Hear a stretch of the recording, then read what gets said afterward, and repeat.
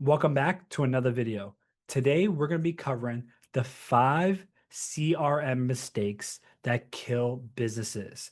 And this is so important. Being in marketing for the last decade, one of the biggest error I see businesses make is not managing their CRM properly. So today, we're going to be covering all those mistakes and just to make sure you don't become a statistic and you become a business owner that is efficient and proficient. So let's jump right in. Today, we're going to be covering how to stop losing customers. 87% of failed businesses made these 5 CRM mistakes. And even if you're making one, it could be costing you money. So we want to go through that today to make sure you're not part of that statistic. And one thing I've noticed as a digital marketer, I've been behind hundreds of businesses and behind the scenes. And one of the things that always shocked me is the lack of organization and lack of leverage when it comes to using these technology. Now, I get it. When I first started a decade, there wasn't as many CRMs and softwares that allowed you to be able to do the level of automations and level of leverage that you can do now. And one of the things that I want to cover in this video is all those 5 mistakes that you can implement right away. So the intention for this is for you to be able to not only understand what those mistakes are, but for you to make sure you find a path to be able to implement to your business. So we're going to just jump right into this and let's get going. So the first mistake is the silent death, right? This is when you have no lead follow-up.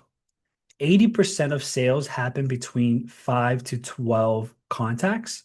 So when a lead comes in or they show interest in your business, there has to be something set up where hopefully it's not manual, right? This is why we want to use a CRM, but we want to be able to make sure we have multiple touch points because 90% of business owners give up after 2 attempts. So if you want to stand out from the rest, you want to be able to make sure you have your proper follow-up and your proper systems. So when a lead comes in, you have a nurture sequence. So this way you have enough chances and times for people to understand what you have to offer and how your business is the solution to their problem. And if you're not doing this follow-up, this is where you're throwing money in the trash. So I'm actually going to show you a real example. So let's go ahead and pop over to my CRM. Let's go ahead and go to automation. So the cool thing about CRMs is that you're now allowed to set up automations. And what automations are is that they're a trigger and then there's actions. So let me just pull this one up just for an example. So majority of CRMs, if they don't have automations, I would definitely reconsider your CRM. I have my actual own CRM, so of course I'm a little bit biased to what I like and what I don't like. However, get yourself a CRM, whatever one works for you, right? It don't matter what you have. You guys just have something in place. But your CRM should have automations or workflows. If it doesn't, it may be outdated, especially here in 2025. My CRM called Ascend CRM. I'll put more details in the description below, but it's an all-in-one marketing sales solution. And I came up with it because of just the reason all my clients were just struggling. So as a fractional CMO, I came up with my own software so I can be able to help clients implement faster. So how automations work is really simple. It's really awesome. Automations work like this, right? You have a trigger that comes in and then you have actions. So when a lead comes in through my funnel, my marketing funnel, right? Let's say I'm using paid ads or organic, right? Or I got someone that came in through this funnel yesterday organically just for my link tree. So what happens is they go right through your funnel, they submit the information. Once the information is submitted, then it does a ton of actions. It not only puts them in my sales pipeline, it puts a specific tag for them. I get an internal notification, and then I have about 4 email drips that automatically get sent out without me doing anything. So that's the beauty, right? The beauty is for you to be able to leverage your software so it's working for you. So I have an email that goes out, then it waits 24 hours, and I have a second email that goes out, then it waits 48 hours, then have a third email goes out and it waits, and then I have a fourth email. So this is what I mean when it comes to follow-up. So now when a lead comes in, boom, boom, boom, they get popped into a follow-up. Now, of course, you can also set up automation where after they go through this workflow and the automation, then you can send them to maybe your monthly newsletter. But find a way where you can have more touch points with your clients. That's the key to this process, right? So when a lead comes in, they're getting touched on every single, no matter what, right? Now, of course, I still will, for me personally, I still am a big believer of still just pick up the phone and calling your clients and leads. So I still give them a call and a text message. However, the follow up when it comes to at least emails, that should be set up in your business for sure. So this is a quick example of how to do it. I do the same way even when someone books a call with me. Let's say if they book a strategy session with me, I do the same thing. I have automation set up, so not only do I get notified, however, they get notified and they get emailed confirmations and follow-ups. So make sure you have lead follow-up in your CRM. And if you don't, I definitely highly recommend to go ahead and add the follow-up in your CRM. Number two is the scattershot approach, no dedicated funnels. So the wrong way is having the same message to everyone, free guide, downloader, whether it's a ready to buy visitor, referral lead, it equals chaos. The goal is to be able to have specific customized funnel depending on which source it comes from. So depending on how you get your clients, I definitely recommend having multiple funnels for your actual offer, whether that's like for here, this is an example, having like an education funnel, that's a little more of a nurture funnel, a high intent funnel, which that's more people who are recently been in your kind of web, and then that they're a little bit more a higher intent for you that are kind of ready to purchase, a little bit higher, a little stronger call to action on this one, or a referral funnel where it's a little more a warm approach. This is the best way, right? So having a CRM, your CRM should also be able to easily create funnels for you to test. And there's actually one I'm testing right now. Let's take a look at it. So let me go to my funnels.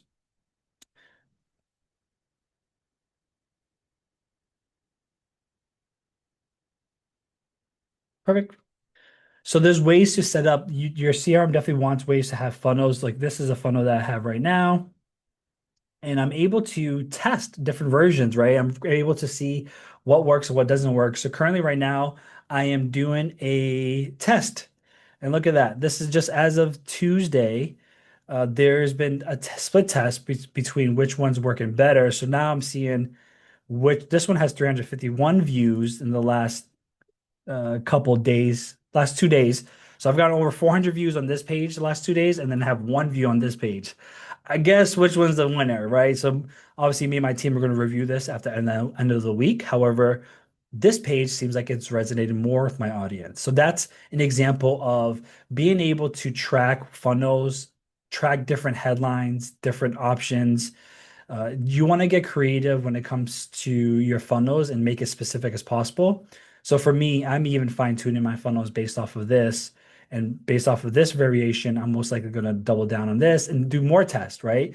That's the key of the game of marketing your business, right? You want to see how many tests you can do to see what works and what doesn't work. But definitely have specific funnels for specific areas of your business.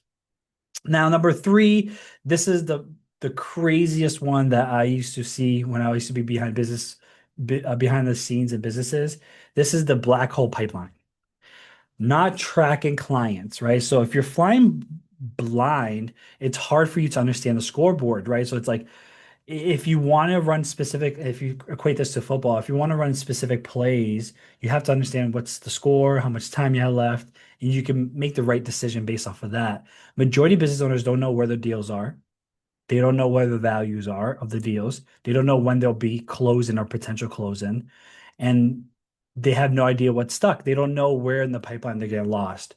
You want to be able to have total control. And what that means is this right here. You can't manage what you can't see. So you want to be able to see like, hey, this is how much I have in my pipeline. Even if it's zero, I was doing this when I had zero in my pipeline.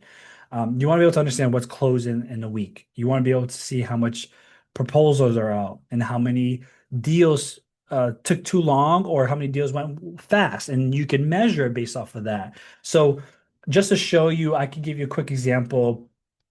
This is a demo account, so you don't see my personal pipeline. So let me show you an example of how you should have it. But every CRM, if it doesn't have this, I highly recommend having this. But every CRM should have a Kanban view. So this is a Kanban view. A Kanban view means you're able to just easily drag and drop, and you're able to easily go ahead and add deals to this pipeline. But what this does is this allows you to be able to quickly see what business you have, where the business came from, if there's any actions you need to do with this business. It also allows you to see the value of it, right? So like when I start my day every day, I'm always looking at, all right, how much do I have in my pipeline? And as you see right here, this schedule, that's 4,500 I have in my pipeline. Let's say if I move this, it's 4,500. Now I know how many proposals that were sent that have out there that I'm expecting back. You can also put like expected close dates. There's a lot of information you want to have in your sales pipeline, but you want to be able to have full visibility. So for me in my pipeline, I wake up every day and this is the first thing I look at. When I open up my business, and I go on my computer, this is the first link. This link is where it's the first thing that shows up because I want to know how many leads I got in for that day. I want to know how many calls I have scheduled. I want to know how many scheduled calls are qualified potential clients. I want to know how many proposals are sent out, and then I want to know how many paid. So this way I know it's the end of the month or beginning of the month. I know what I am to expect so that everything's aligned with my goals. And this type of clarity allows you to stay consistent and allows you to focus on growth.